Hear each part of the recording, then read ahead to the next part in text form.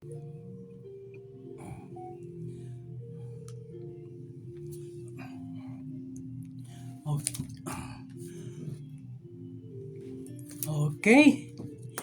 Okay. Amen. Amen. Gandang araw po muli sa bawat sa atin. Ngayon po ay April 12, 2025. Po, reminder lang po, paalala lang po, no? Sa next week po, April 19, wala po tayong live coverage. Saturday po yon. In observance of the Holy Week po. Yung Saturday, po ba yan?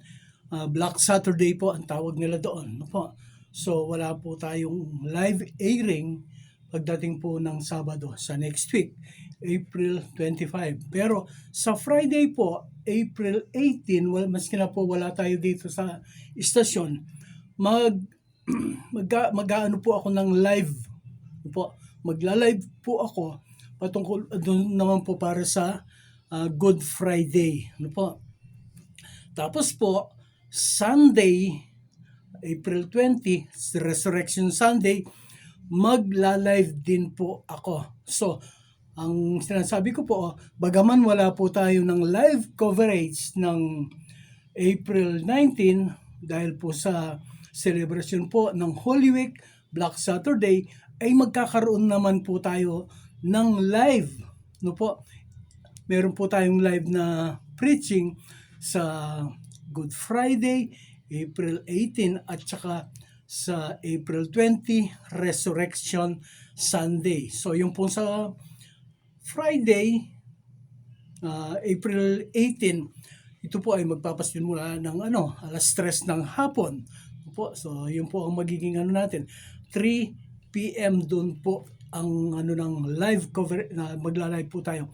Pero gagawan po natin ang paraan kung po pwede po yung mga gadget dun sa bahay na magkaroon po tayo maski na po wala tayo dito sa istasyon magkaroon din po tayo ng live coverage para po sa ating YouTube account. So ulitin ko lang po, sa Saturday, April 19, wala po tayong gawain, pero sa Friday at saka sa Sunday ay meron po tayong live coverage. Purihin po ang Panginoon. Amen. Okay. Ngayon po ay okay. Kumbaga, meron po tayong mga yung po mga napag-aralan po natin itong nakaraang dalawang Sabado, April 5 at saka April 12, ang pinag-uusapan po natin doon ay yung mga sufferings po ng ating wounds and sufferings ng ating Panginoong Hesus Kristo. No po. Ngayon po, ang lahat po ng mga wounds and sufferings na yon ng ating Panginoong Hesus Kristo, ito po ay madadaanan, mararanasan at mararamdaman, madadama po ng mga Kristiyano. Hindi lamang po ang ating Panginoong Hesus Kristo ang makakaranas ng mga bagay na yun, kundi tayo din po na mananampalataya, tayo din po na mga tagasunod ng ating Panginoong Hesus Kristo. Ito po ay ating madadaanan, ito po ay ating mararanasan, ito po ay ating pagtatagumpayan. Ang sabi nga po ng ating Panginoong Jesucristo doon sa kanyang mga alagad, sabi po niya ay, carry your cross and follow me. Buhatin ninyo, dalhin ninyo ang inyong mga krus at sumunod kayo sa akin. So yung pong mga krus na yon, sinasabi ng ating Panginoon ay ang mga tungkulin, mga responsibilidad na nakaatang po sa ating mga balikat magmula po nung tayo ay tumanggap sa ating Panginoong Jesucristo bilang ating Panginoon, tagapagligtas po ng ating mga buhay. Sabi po niya dun sa Matthew, nakasulat po dun sa Matthew chapter 28 verse 19 and 20 po.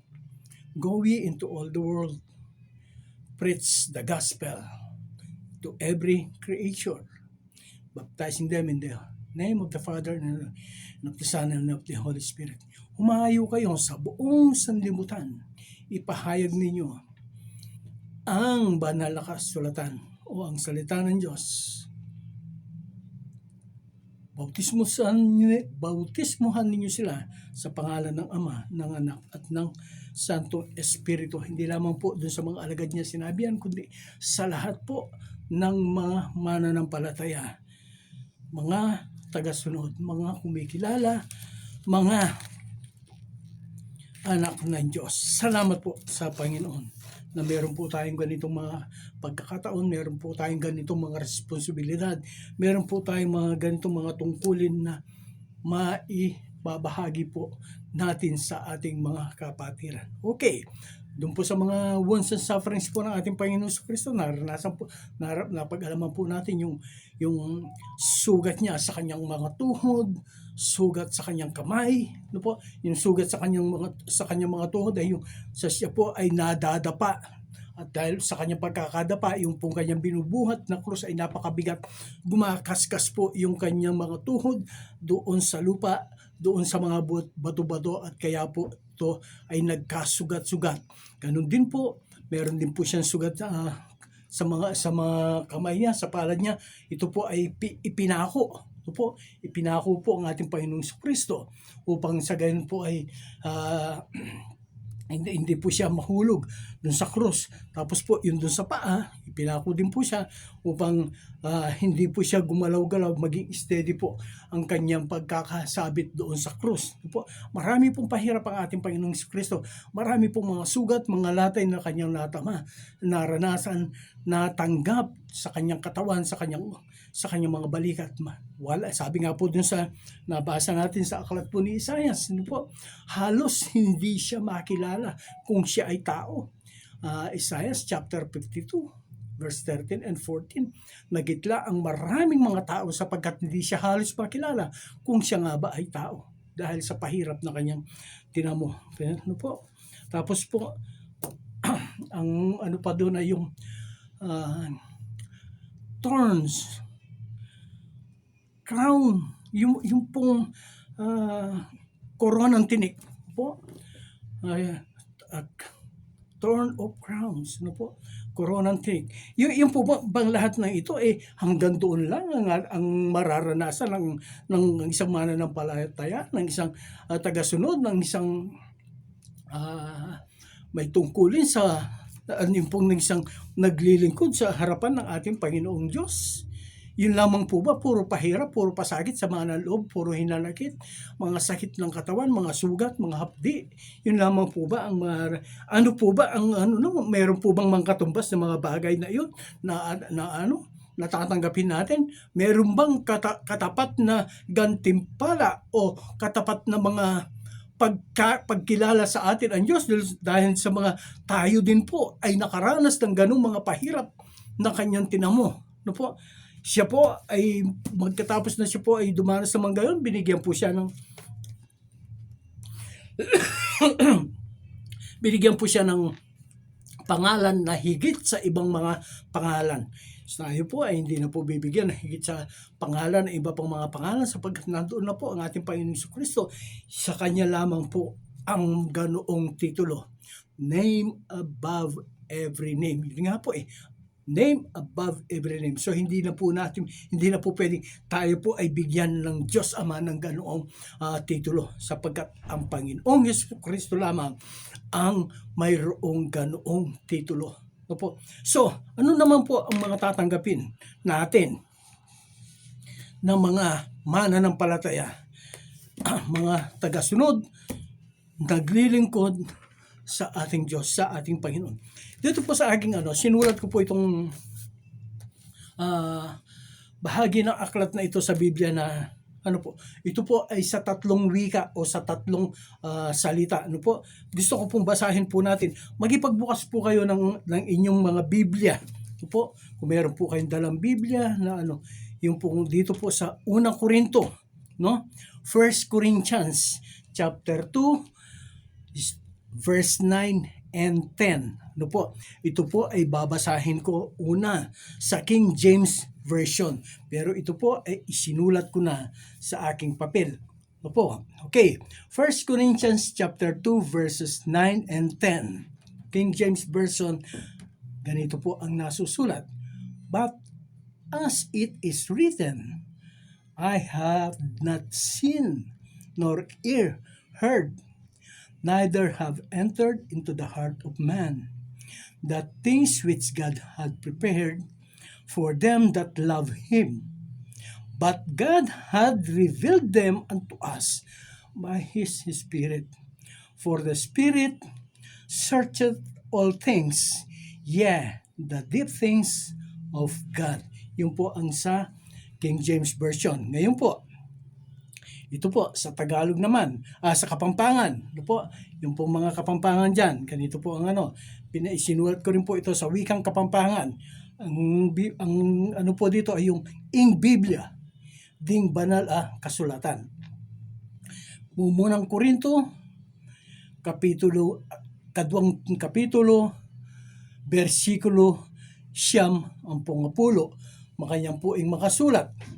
Dapot antiing makasulat bage a enaikit ning mata at enadimdam ding balugbog at kapilanman linob kimpuso naning tao.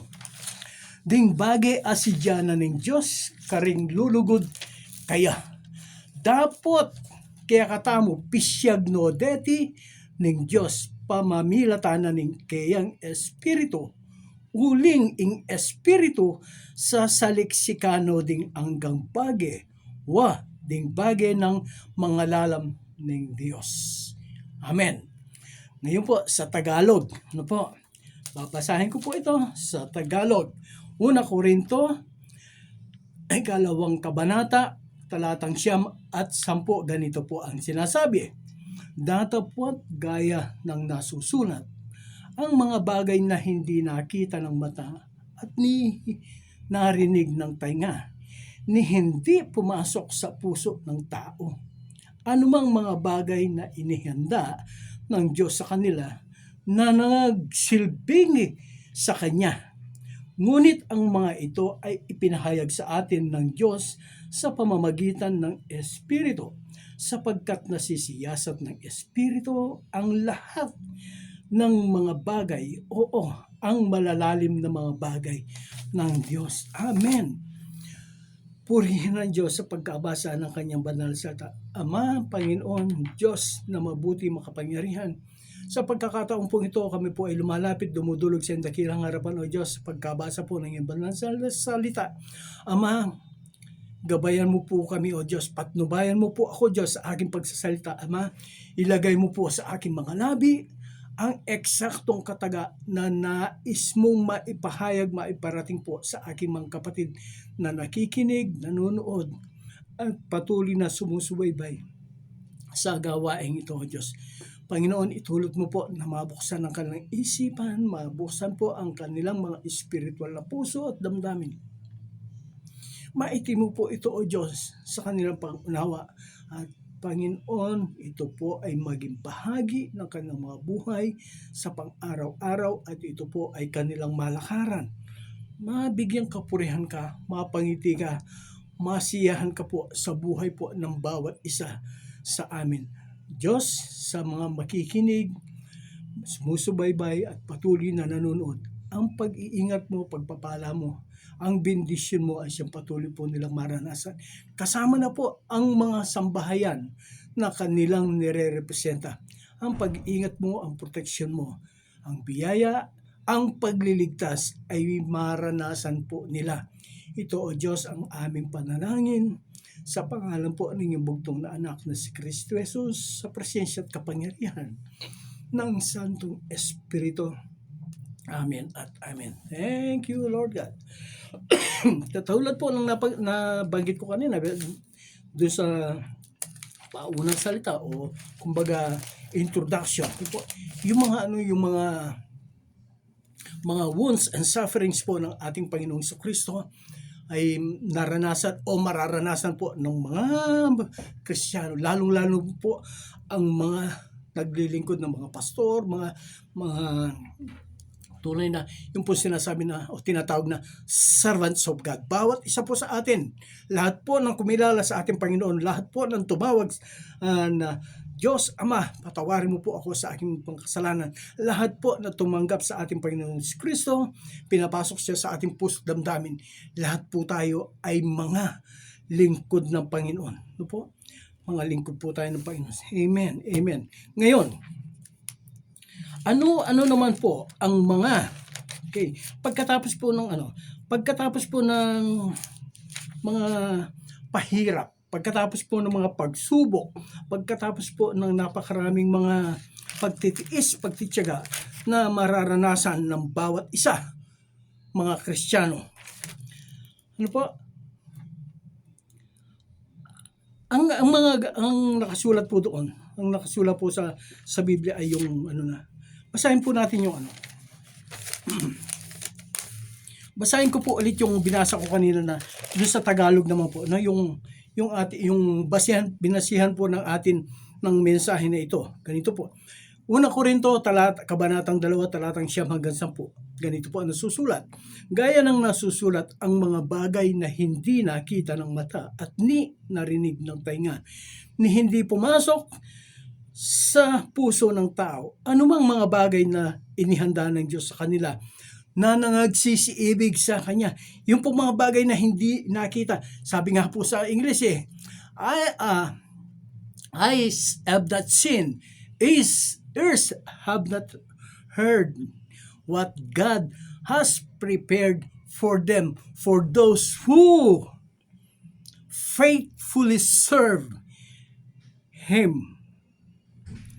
Tapos po dito sa verse 10, ngunit ang mga ito ay pinahayag sa atin ng Diyos sa pamamagitan ng Espiritu. Yung pong mga bagay na hindi nakita, mga bagay na hindi narinig, at mga bagay na hindi man pumasok sa isip at guni-guni ng mga tao, na mga tatanggapin ng mga mananampalataya, ay ipinahayag ng Diyos sa atin.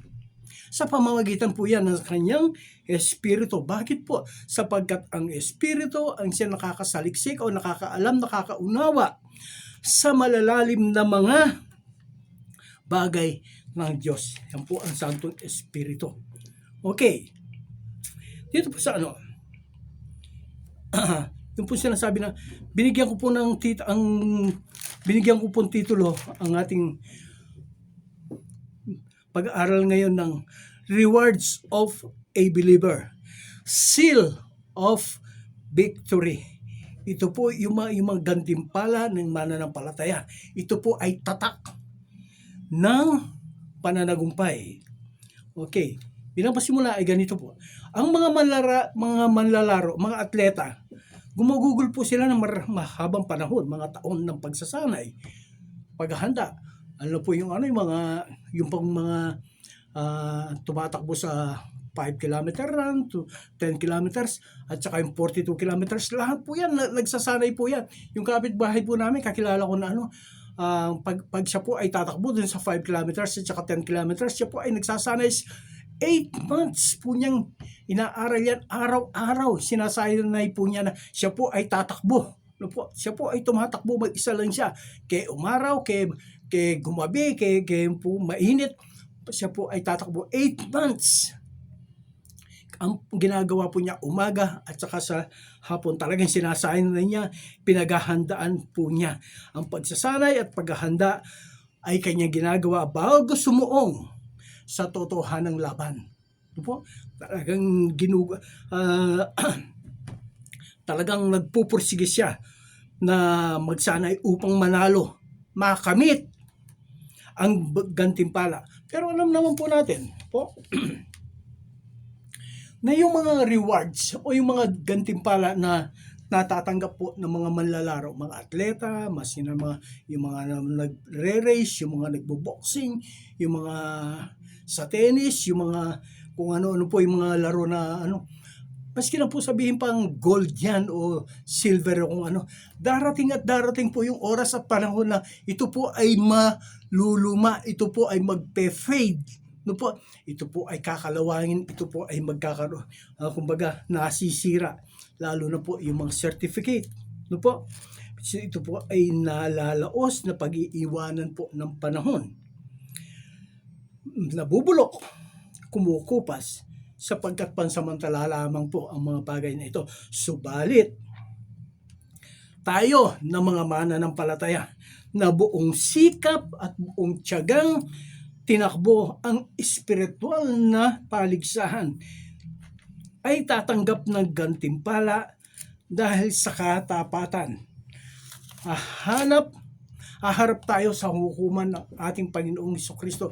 Yung pong tinatawag na Bema Judgment o yung White Throne Judgment. Pagdating po ng araw na iyon, po, ang lahat po ng mga mananampalataya, lahat po ng nagtagumpay sa pakikipaglaban sa espiritual na buhay, lahat po tayo ay haharap sa hukuman ng ating Panginoong Jesucristo. We will face po, the white throne judgment of our Lord Jesus Christ. Ito po sa ibang salita, ito po ay tinatawag na Bema Judgment. Dito po ang hukuman ni Kristo Jesus ay bibigay po sa atin na mga nagtagumpay ang mga gantimpala na rarapat sa bawat isa sa atin ayon at batay po sa mga ginawa natin doon sa panahon na tayo po ay nabubuhay, yung pong mga pagkakataon na tayo po ay naglilingkod sa ating Panginoong Jesucristo. Ngayon, ano-ano po ang mga gantimpalang ito na ibibigay sa atin ng ating Panginoong Jesucristo? Unang-una po, dito po sa Unang Korinto, Kabanatang 9, talatang 24 hanggang sa 25. 1 Corinthians chapter 9, verse 24 and 25, ganito po ang sinasabi. Thank you, Lord. Verse 24 and 25.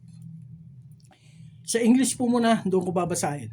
Surely you know that many runners take part in a race. Nabanggit ko na po yung kanina. Surely you know that many runners take part in a race, but only one of them wins the prize. Run then in such a way as to win the prize. Every athlete in training submits to strict discipline in order to be crowned with a wreath that will not last, but we do it for one that will last forever. Amen. Okay. Ngayon naman po, basahin ko ito sa wikang Tagalog. Ano po? 1 Corinthians chapter 9 verse 24 and verse 25, ganito po ang sinasabi. Alam ninyo na ang mga kasali sa takbuhan ay tumatakbong lahat, ngunit isa lamang ang nagkakamit ng gantimpala. Kaya pagbutihin ninyo ang pagtakbo upang kanta ninyo ang gantimpala. Lahat ng manlalarong nagsasanay ay nagpipigil sa sarili sa lahat ng bagay upang magkamit ng isang putong na panandaliang lamang. Ngunit ang putong na inihahangad natin ay panghabang panahon. Ito po ang tinatawag na the imperishable crown. Ito po yung hindi nasisirang gantimpala. The imperishable crown. Ito po ang gantimpala na hindi po nasisira. Kapareho po ng ating nabasa. Ano po? Kapareho po ng ating nabasa. Ang sabi po rito ay, ang lahat ay tumatakbo. Ang lahat po ng mga manlalaro ay tumatakbo. Ano po? Upang sila, lahat sila ay nagsasanay. Ano po? Upang sila ay manalo. Ano po? Subalit sa kanilang pagdalo o pagsali doon sa sport na iyon, isa lamang po ang nananalo, isa lamang po ang nagkakamit ng gantimpala. At ang gantimpala na kanyang nakakamit, ito po ay naluluma, nasisira, sapagkat hindi po ito panghabang panahon. Ito po ay panandalian lamang, pansamantala. Pero tayo po na mananampalataya, tayo po na mga naglilingkod sa ating Panginoong Diyos, tayo po ay mga atleta spiritually. Nakikipaglaban po tayo, sinasalay po natin ang ating sarili upang ating mapagtagumpayan. Manalo po tayo sa race dito po sa takbuhan na ito. Katulad po ng ating nabasa, isa lamang po ang nananalo doon po sa mga atleta. Pero sa ating Panginoong Jesucristo, wala pong first dyan, walang second dyan, walang last. Basta ang importante sa ating Panginoong Jesucristo, you finish the race. Natapos mo ang takbuhin at ikaw ay magkakamit ng gantimpala. Gantimpalang hindi nasisira, gantimpalang nananatili pang habang panahon, hindi yan mawawala sa iyo. Yan ang gantimpala na ating hinahangad. Bawat isa mga kaibigan ko, mga kapatid, huwag po natin pababayaan na ang ating pagtakbo, ang ating pakikipagtunggali sa kalaban ay mapag-iwanan po tayo. Tumakbo po tayo nakasama ng ating Panginoong Hesukristo. Tumakbo po tayo nakasama ng Santong Espiritu upang tiyak na tayo po ay manatiling tayo ay magtatagumpay. Maabot po natin ang finish line. Ang sabi nga po ni Apostol Pablo, I have finished the race. Kaibigan ko, hindi po natin kailangan na tayo po ay manalo na first prize, second prize. No. What is important to God is we finish the race. Matapos natin ang takbuhin at tayo ay bibigyan niya ng gantimpala. Dito po sa mga atleta, yung pong yung pong hindi nanalo dun sa first, second o sa third na prize, meron silang ibinibigay ng mga t-shirt sa kanila. Ang nakasulat doon ay I am a 10 kilometers finisher. Kaibigan ko, hindi po tayo ganun. Hindi po 10 kilometers, 5 kilometers ang ating tinatakbo. Ang ating pong tinatakbo ay ang spiritual na buhay na ito papunta po sa ating Panginoong Hesukristo. Ang gantimpala na ating tatanggapin, ibibigay ng ating Panginoong Hesukristo ay hindi po nasisira. Alam po ninyo, ay mamaya na lang po na yung pong unang na yun ay yung imperishable crown. Po, hindi po nasisira, ito po ay nananatili. Ngayon, yung pangalawa, ano pa po yung pangalawa na gantimpala na maaari nating tanggapin mula sa ating Panginoon Jesucristo? Yung po tatanggap doon sa doon sa imperishable crown, yung po nakatapos ng takbuhin. Hindi lamang po yung first, second, and third. Lahat po ng nakatapos na takbuhin, they will receive and get the imperishable crown that our Lord Jesus Christ will be given to us. Amen.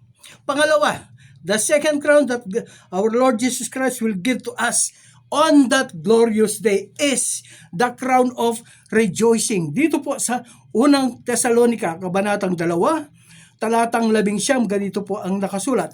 1 Thessalonians chapter 2 verse 19, ganito po ang sinasabi.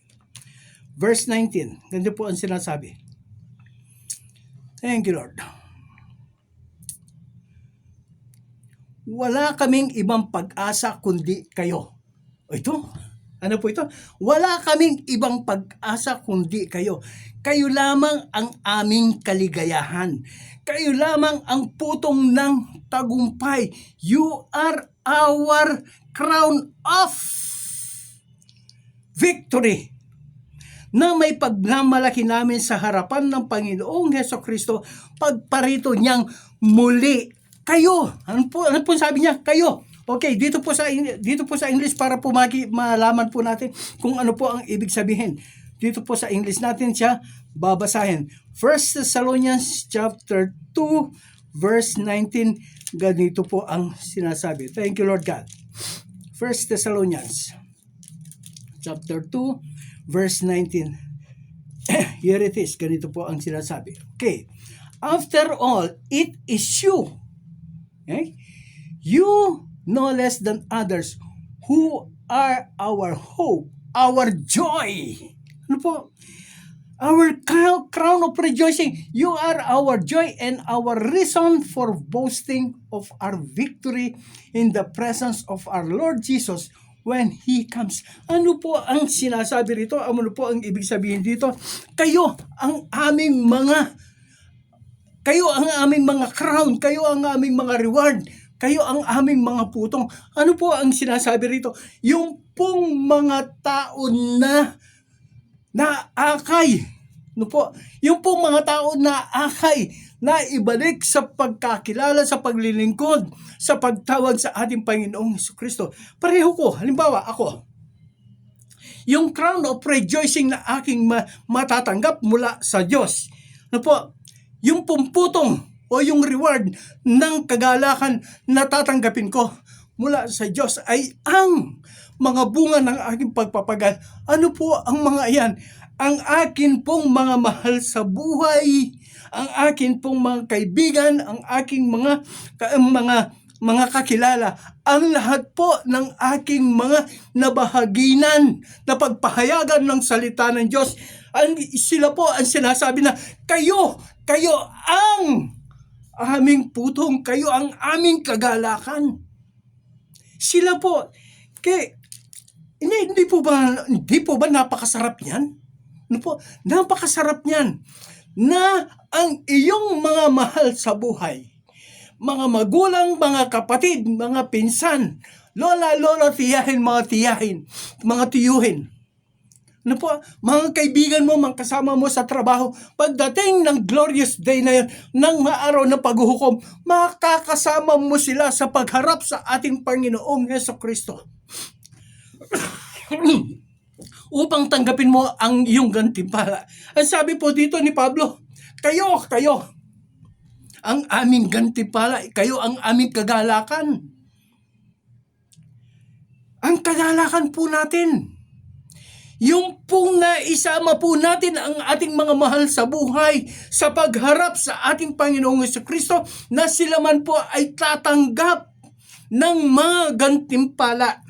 Salamat po sa Diyos sapagkat tayo ay nagsipag, nagpagal, nagtiis, nagtiyaga na maipahayag ang mga salita ng Diyos, ang salita ng buhay, ang salita ng kaligtasan upang ang mga mahal natin sa buhay na ito ay makasama natin sa pagharap doon sa Bema Judgment, doon sa White Throne Judgment ng ating Panginoong Jesucristo upang tanggapin ang crown of rejoicing. Kagalakan ang ating matatanggap sa ating Diyos. Ang sabi nga po dito po sa aklat ni San Lucas, rejoice. I say again, rejoice forevermore. Marami pong bagay na tayo dapat ay magalak sa lahat ng bagay na ginagawa ng Diyos sa atin sa pang-araw-araw po na dumaraan sa ating buhay. Ang kanyang pag-iingat, paggabay, patnubay, proteksyon sa bawat sa atin, ang kanyang mga biyaya sa pang-araw-araw na kailangan po natin. Yan po ay dapat po nating ikagalak. Subalit, higit po tayong dapat na magalak kung ang araw ng paghuhukom, doon po sa dakilang araw na iyon, ay kasama po natin ang ating mga mahal sa buhay na haharap sa Diyos, haharap sa ating Panginoong Jesucristo to receive the crown of rejoicing. Pwede nating sabuhin sa ating Diyos, sa ating Panginoon, Ama, nandito po ang aking mga korona. Nandito po, O Diyos, ang aking mga mahal sa buhay, ang aking mga magulang, mga kapatid, pinsan, mga pamangkin. Diyos, na ipahayag kita sa kanila. Ama, na ilapit ko sila sa iyo. Diyos, nandito po silang lahat. Crown of rejoicing, kagalakan. Wala kang pagsidlan ng iyong kagalakan kung nandoon ang lahat ng iyong mga mahal sa buhay. Isang kagimbal-gimbal na pangyayari kung isa man sa iyong mga mahal sa buhay ay wala doon sa pagharap sa Bema Judgment, doon sa White Throne Judgment ng ating Panginoon Jesucristo. At makikita mo na ang ilan sa mga mahal mo sa buhay ay nandoon sa impyerno, pinahihirapan ng apoy araw at gabi hanggang sa walang hanggan. Kaya kaibigan ko, magsipag po tayo. Ipahayag po natin ang ating Panginoon Jesucristo. Ibahagi po natin ang salita ng Diyos doon sa ating mga mahal sa buhay upang sa ganoon sila man po ay makasama natin doon po sa araw na iyon, doon sa dakilang araw na iyon na tatanggap po tayo ng reward. Ano po? Tatanggap po tayong manggantimpala mula sa ating Panginoong Hesus Kristo. Pangatlo po, the crown of righteousness, gantimpala ng katwiran at ng kabutihan. Dito po sa aklat po ng ikalawang Timoteo. Ito pong si Timoteo, ito po ay anak sa pananampalataya ni Apostol Pablo. Sinanay po niya, tinuruan po niya, ginabayan po niya hanggang sa siya po ay maging isang ganap na tagapagturo, tagapangaral, tagapagpahayag ng salita ng Diyos. Itong si Timoteo ay isa sa mga crown of rejoicing ni Apostol Pablo. Amen. Ngayon po, dito po sa crown of righteousness po, okay, ang putong ng katwiran at ng kabutihan. 2 Timothy chapter 4, verse 7 and 8, ganito po ang sinasabi. Verse 7 and 8. Chapters. Okay. Dili-dilihin mong mabuti ang sinasabi ko sa iyo. Ipinauunawa sa iyo ng Diyos ang lahat ng ito. Alalahanin mo si Kristo Jesus, ang nagmula sa angkan ni David at ang muling nabuhay. Ito ang mabuting balitang ipinangaral ko. Ano po yun? Ano po ang pinakikita? Ano po ang gusto ang ipakita rito? Ang ating Panginoong Hesus Kristo. Yung po ang ipangaral natin. Yung po ang ating ipahayag. Sapagkat siya po ang putong ng katwiran. Siya po ang mayroong katwiran. Siya po ang may kabanalan. Siya po, ano po? The righteousness of Christ, yung pong katwiran ng ating Panginoon Kristo, yung po ay, it was imputed to us. Ito po ay ipinalot sa atin, yung kanyang katwiran, yung kanyang kabanalan. Ano po? Kung tayo po ay patuloy na nagsisikap, nagsisyaga, naglilingkod sa ating Panginoong Diyos. No po, para po matawag pa ang mararaming mga kaluluwa na maglilingkod sa Kanya. God's people, marami pa po ang hindi natatawag sa panawagan ng ating Panginoong Diyos. Wag po tayong titigil hanggang sa ang panahong ang kabutihan ng ating Panginoon Kristo ay maibalot din po sa kanila, sa katulad po sa atin. The righteousness of Jesus. Hindi po yung mga sinasabi na, mabuti ako, mabait ako. No, hindi po yun ang sinasabi na, sapagkat walang mabuti, walang matuwid sa harapan ng ating Panginoong Hesus Kristo, sa harapan ng ating Diyos. Ang sabi nga po dito sa lahat ng mabubuti nating gawa, sa aklat po ni Isaias, lahat po ng mabubuti nating gawa ay basahan ng katulad sa harapan ng ating Diyos. Yes, maganda po yung mga tumutulong, maganda po ang mga pagtulong sa kapwa. Pero hindi po yan sapat na katwiran, hindi po yan sapat na kabanalan. Ang hinahanap po ng ating Diyos, ng Ama, ay yung katwiran ng ating Panginoong Jesucristo na ito po ay ma-impute, mailipat sa atin. Ito po ay maisuot po natin. Dahil sa tayo po ay tumanggap sa ating Diyos, sa ating Panginoon. No po? Yung pong kanyang katwiran, yung pong kanyang kabanalan, yung pong kanyang kabutihan, yung po ang hinahanap ng Diyos sa atin. Kaibigan ko, hindi po tayo makakagawa, hindi po natin pwedeng iligtas ang ating sarili sa mga mabubuting gawa natin. Yes, they are good, but they are not enough to save us from the wrath of God.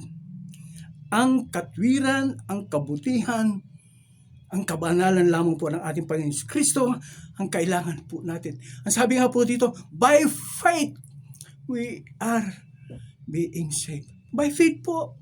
Hindi po by works ang ating pagiging mabuti sa harapan po ng ating Diyos. Ano po? By faith, hindi po by works. Okay. Pang-apat po, the crown of glory. Ano po?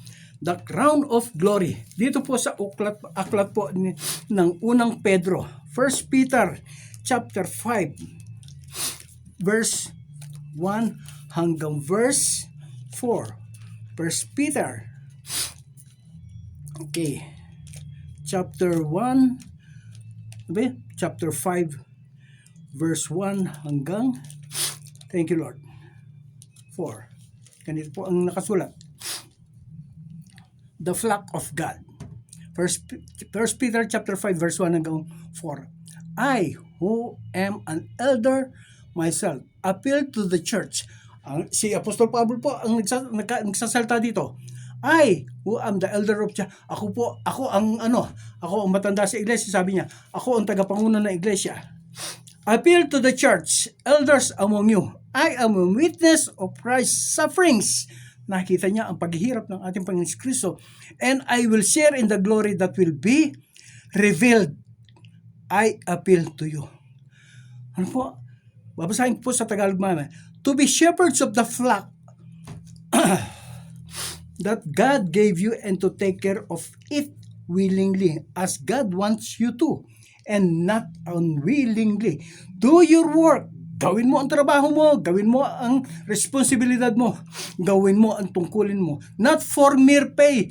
Hindi para doon sa sweldo o doon sa bayad o doon sa upa. But from a real desire to serve. Kundi dahil sa gusto mong maglingkod. Do not try to rule over those who have been. Okay. Do not try to rule over those who have been put in your care. Huwag mong samantalahin yung kahinaan ng mga taong nandoon sa iyong pangangalaga.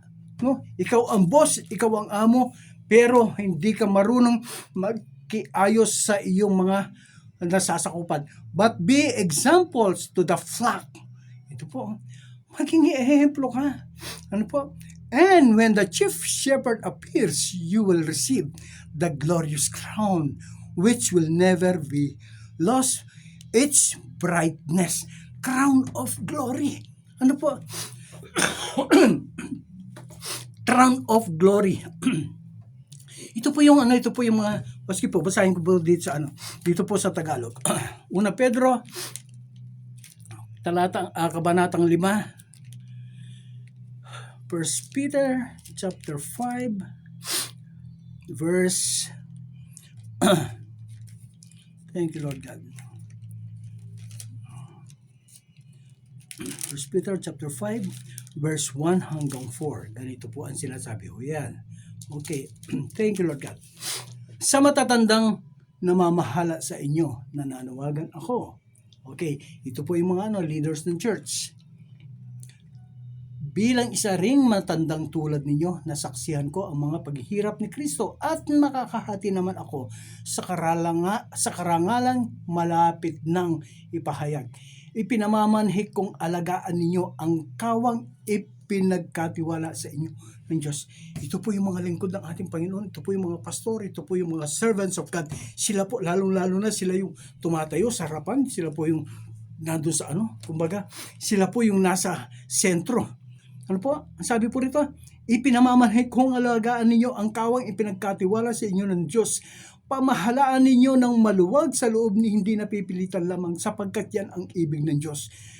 Gampanan ninyo ang inyong tungkulin hindi dahil sa masakim na paghahangad ng pansariling kapakinabangan kundi sa katuwaang maglingkod.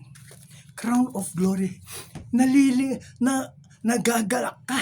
Ano po? Nagagalak ka pag ikaw ay nakapaglilingkod sa iyong kapwa. Hindi mo sila inaapi.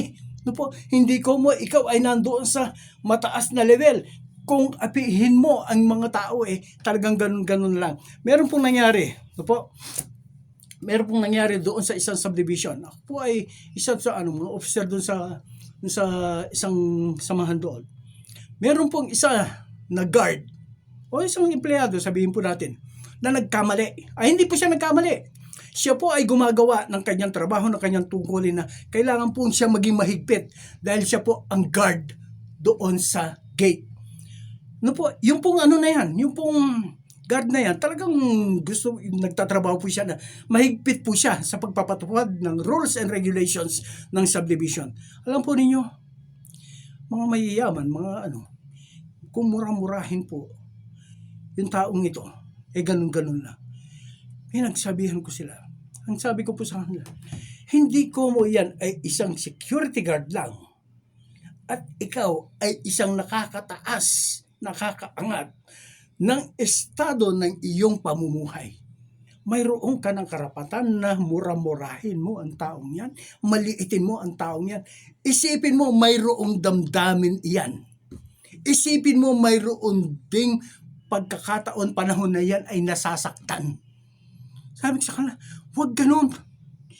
Hindi ko mo sila ay mahirap lang. Kung pagsalitaan ninyo ay ganun na lang. Paano kaya kung kayo ang mahirap at siya ang nasa taas, ganyan ang gawin? Ano ang magiging damdamin ninyo? Mga kaibigan ko, mga kapatid ko, maging patas po tayo sa pakikiharap sa mga tao. Kaya mayaman yan, kaya mahirap yan. Patas ang pagtingin mo. Yan ang gusto ng Diyos. Ang sabi po niya, pangalagaan ninyo ang mga pinagkatiwala sa inyo ng Diyos. Kaibigan ko, hindi ko mo ikaw ay nasa taas na posisyon. Kung pagsalitaan mo, yung mga tao ay ganun-ganun na lang. Ilagay mo yung sarili mo doon sa estado nila na ikaw ay mahirap, na ikaw ay nandoon sa ganitong katatayuan. Matakot tayo sa Diyos. Huwag po tayo matakot kung saan. Okay? Matakot po tayo sa Diyos. Praise God. Praise God. Hallelujah. Pagkatapos po, ano pa po yung ano? Thank you, Lord God. Yung po panlima. Ano po? Yung po panlima na ating ano? Thank you, Lord. Okay. Crown of life. Putong ng buhay. Dito po sa aklat po ng Revelation chapter 2, verse 19.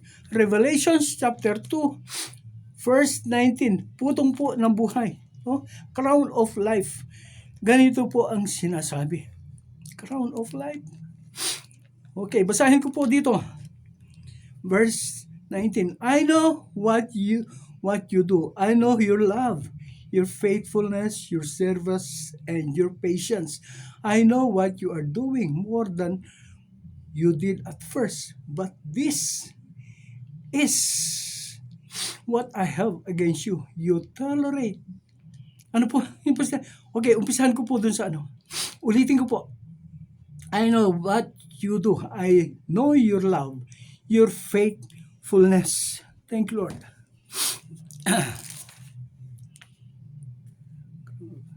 Second Revelation chapter 2 verse 9. Okay.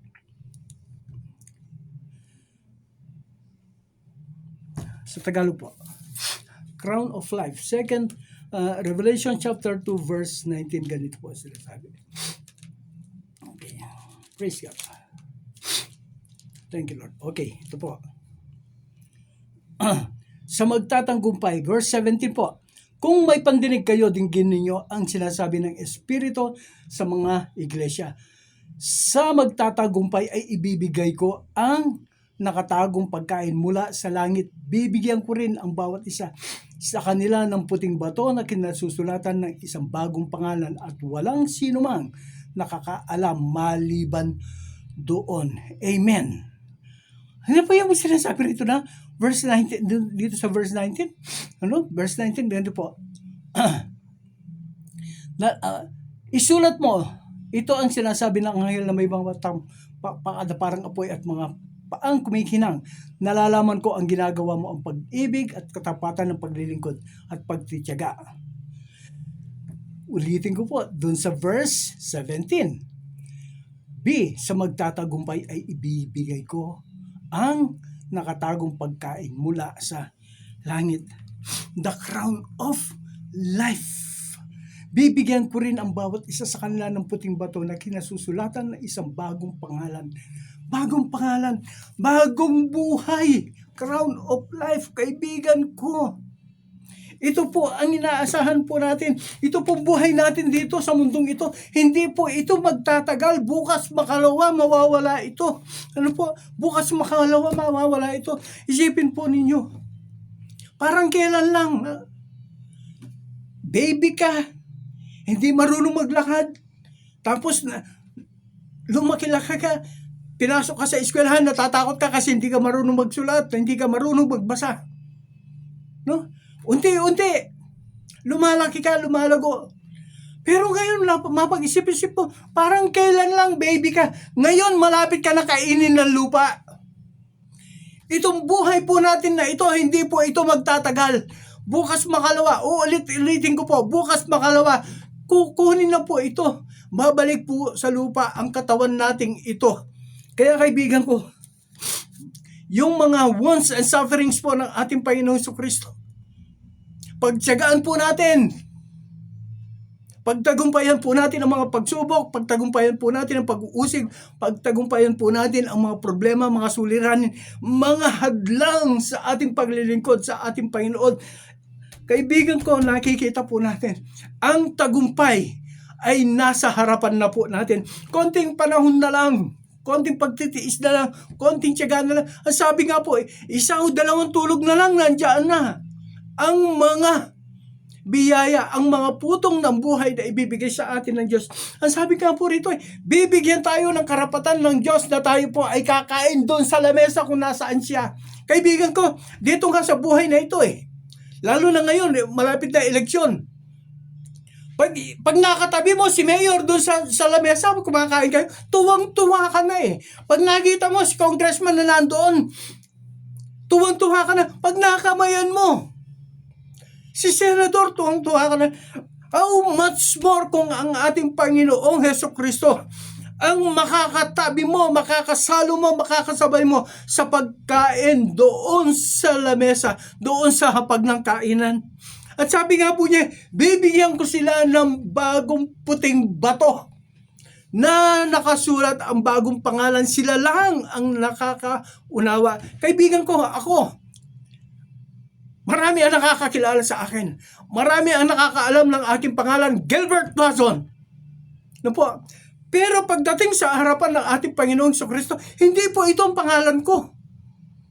Kaya lang po ako binigyan ng ganitong pangalan upang makilala ako ng mga tao na ako ay galing sa lahi ni ganito, galing ako sa pamilya ni ganito, galing ako sa angkan ni ganito. Pero pagdating po ng ating Panginoong Jesucristo, nabasa po natin, Revelation chapter 2, bibigyan tayo ng batong puti na nakasulat ang ating bagong pangalan na tayo lang ang nakakaalam. Isipin mo, sa asawa mo mismo, hindi niya alam ang pangalan mo.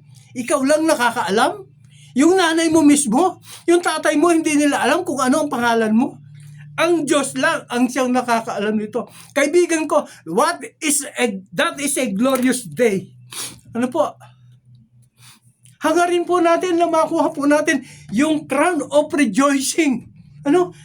Yung pong mga gantimpala ng kagalakan, katuwaan na ang ating sambahayan, ng ating mga mahal sa buhay ay kasama natin na harap doon sa hukuman ng ating Panginoong Jesucristo upang tanggapin ang mga putong na ipagkakatiwalaan po niya sa bawat isa sa atin.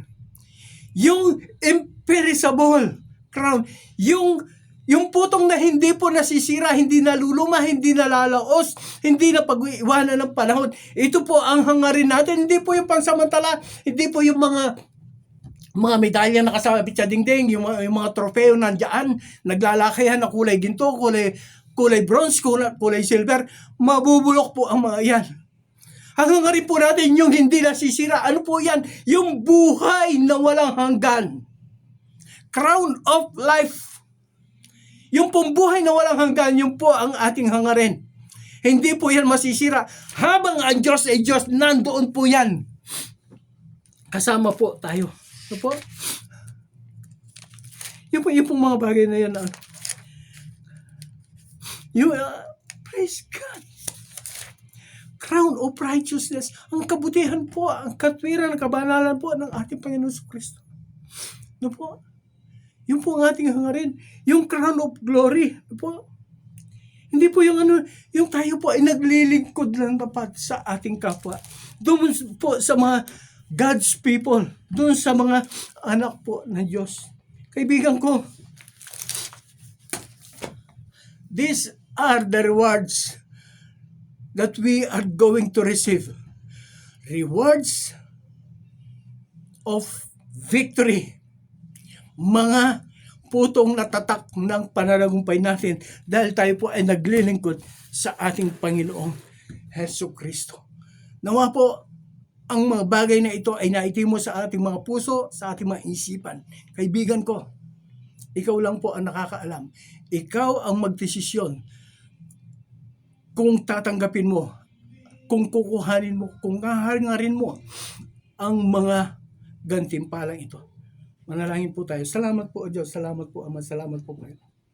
Diyos, pagkatapos po na mensahe ng pagkakatiwala ganito, Diyos, ang pag-aaral po patungkol sa mga gantimpala na maaari po namin tanggapin. Pag dumating yung dakilang araw na iyon, O Diyos, na kami po ay haharap sa iyong hukuman. Ama, loobin mo po na ang mga nakikinig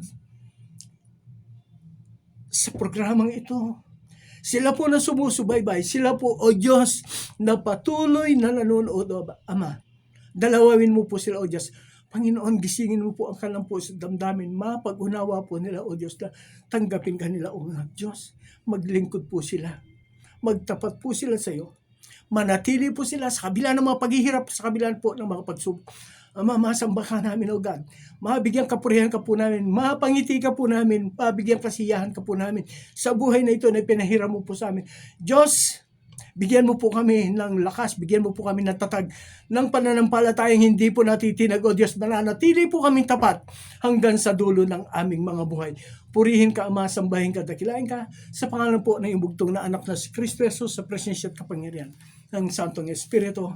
Amen at amen. Okay. Okay. Muli po, pinapaalala ko po na meron po tayong gawain dito sa Tarlac po. Dito po sa may Herona. CEMI Herona. Doon po sa barangay sa Salapungan, Bagong Bayan. Salapungan, Bagong Bayan, sa pangunguna po yan ni Pastor Jeff Binson. At saka po dito po sa may banda, dito po sa may San Manuel, sa may Cantarilla. Papunta po yan sa La Paz. Okay, District 4. Doon po sa likod yan ng police station. CEMI San Manuel. Sa pangunguna naman po yan ni Pastor August Ronquillo. At doon po sa Tuaw na medyo malayo-layo, Barangay Acosilian. No po? Tuaw, Cagayan Valley, sa pangunguna po ni Pastor Ariel Castillo. Pagpalain po ang bawat sa binabati ko po kayo, Pastor Ariel, mga taga-Tuaw, purihin ang Diyos sa buhay po ninyo. Pagpalain ng Diyos ang gawain dyan. Pagpalain ng Diyos ang gawain dito sa San Manuel, sa pangunguna ni Pastor August Ronquillo, ang gawain dito sa Herona, sa pangunguna po ni Pastor Jeff Binson. Amen. Doon po sa Angeles, main church po, CEMI, Villa Dolores, Angeles City. Ano po? Sa pangunguna po yan ni Pastora Joyce Nikowski. Ano po? Salamat po sa Diyos sa mga gawain ito. Makakalapit po tayo sa Panginoon sa anumang oras, pagkakataon na gusto po natin. Okay? Magandang araw po. God bless each and every one of us. Sa ating pagbibiyahe, ingat po tayo. Purihin ang Diyos sa buhay po ng bawat isa. Amen at amen. Thank you, Lord God. Thank you, Lord.